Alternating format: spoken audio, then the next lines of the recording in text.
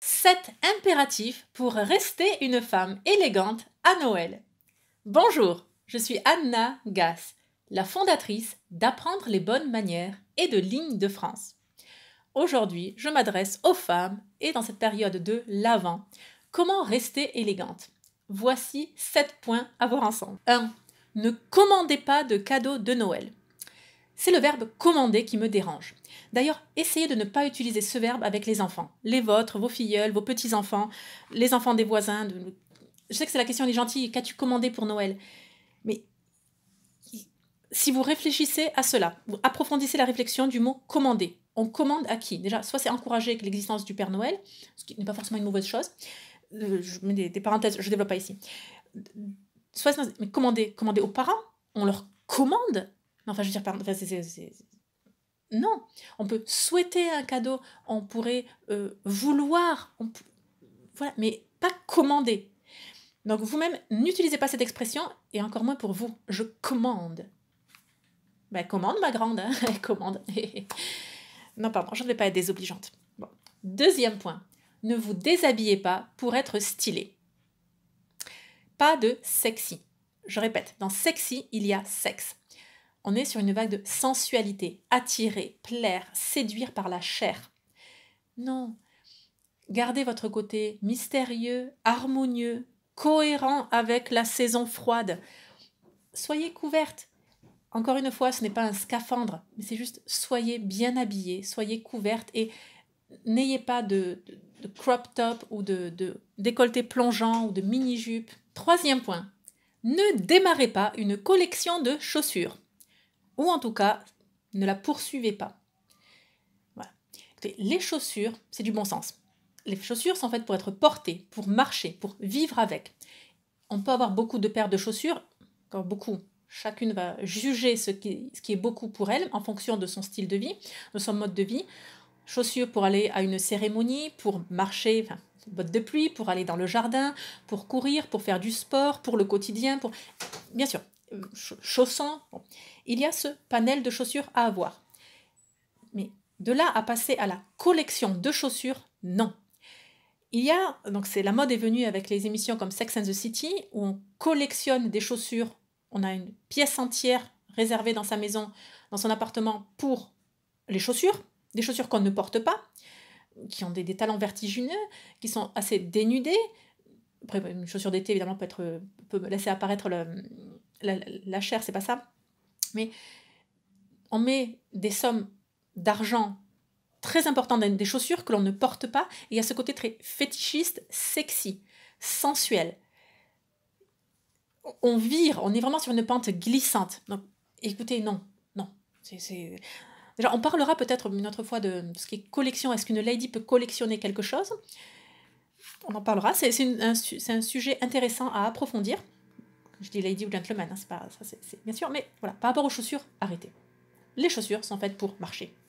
Quatrième point, faites le tri sur les réseaux sociaux, les comptes que vous suivez ou pas.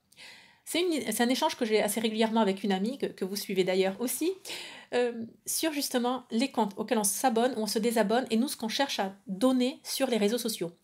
Un contenu qui nous élève, qui nous grandit, qui apporte quelque chose au destinataire. Globalement, c'est du beau, fréquenter les belles choses. Le beau élève spirituellement, intellectuellement, moralement. On a une telle laideur autour de nous qu'en fait, on a besoin de cette dose, de ce shoot de beau. Et on essaie de le donner à travers les réseaux sociaux. On essaie également d'instruire, de donner un contenu instructif. Et par rapport au contenu que nous suivons, qu'est-ce que cela m'apporte? Est-ce que cela fait de moi une meilleure personne? Alors, ça peut m'apporter sur le plan professionnel, sur le plan amical, sur etc., etc. Mais juste régulièrement, faites le tri. Et là, à l'occasion des fêtes de Noël, tous les comptes que vous avez accumulés durant l'année, peut-être est-ce bon justement maintenant de faire un tri. Est-ce que ça vous apporte? Est-ce que ça vous élève? Ou est-ce que ça vous amuse? L'amusement, le rire aussi, quelque chose qui nous élève, bien entendu. Si vous souhaitez en savoir plus sur le Noël traditionnel, quelles sont les activités, les manières de vivre cette fin d'année dans les règles de l'art, en respectant l'étiquette, les usages, les convenances particulières à cette période, je vous invite à découvrir le programme listé juste en dessous de la vidéo. Toutes les informations s'y trouvent. C'est la meilleure façon de clôturer l'année en beauté. Poursuivons. 5e point. Appelez une amie qui vit loin. Un ami, une amie, voilà. Prenez des nouvelles, prenez le temps, inscrivez-le dans votre agenda. Prendre des nouvelles d'un être cher, d'une amie lointaine. Les semaines passent, les mois passent, et bon voilà, les relations s'étiolent. Là, période de fête, c'est le moment. Fixez-vous un rendez-vous téléphonique, ça n'a pas à être long, ça peut pas être 1 heure, ça peut être juste 20 minutes, 15 minutes, mais pour se donner des nouvelles. Et voilà, prenez cet engagement, sinon 2023 va arriver et pas va prendre. On fait autre chose. Voilà. Prenez cette résolution. 7e impératif pour rester une femme élégante lors des fêtes de Noël. Sortez votre agenda, prévoyez maintenant le calendrier des festivités. Nous, c'est ce qu'on vient de faire. Quand a lieu le lâcher de lanterne à Bayonne, quand a lieu le marché de Noël, on a pris nos places pour notre spectacle de fin d'année, le cirque sur glace. C'est le moment, d'accord ? Noël, ne pas faire de Noël qu'une fête consumériste, au pied du sapin, où on déballe les cadeaux et on mange bien, plus que bien, on se goinfre. Non, un programme d'activité en famille, se créer des souvenirs en famille, prendre ce temps.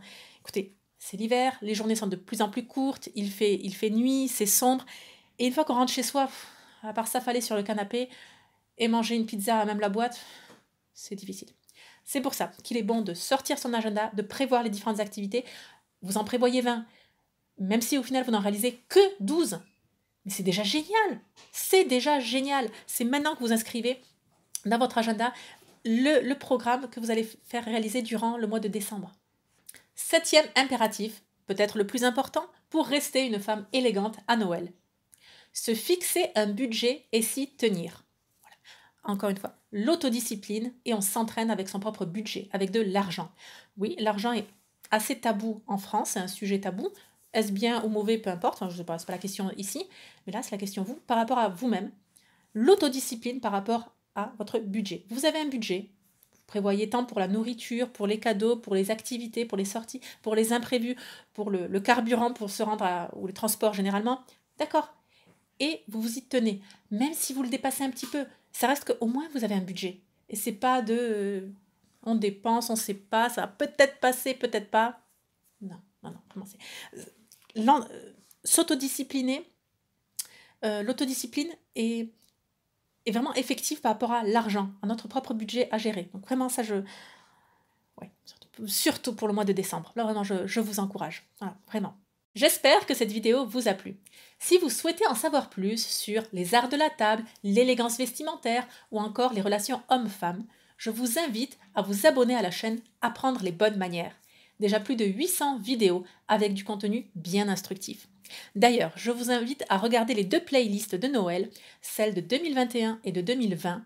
Donc 24 vidéos sur les cadeaux de Noël, comment dresser une belle table, quelles sont les particularités de cette fin de période, fin d'année, pour le vivre de façon traditionnelle et de sortir de ce consumérisme.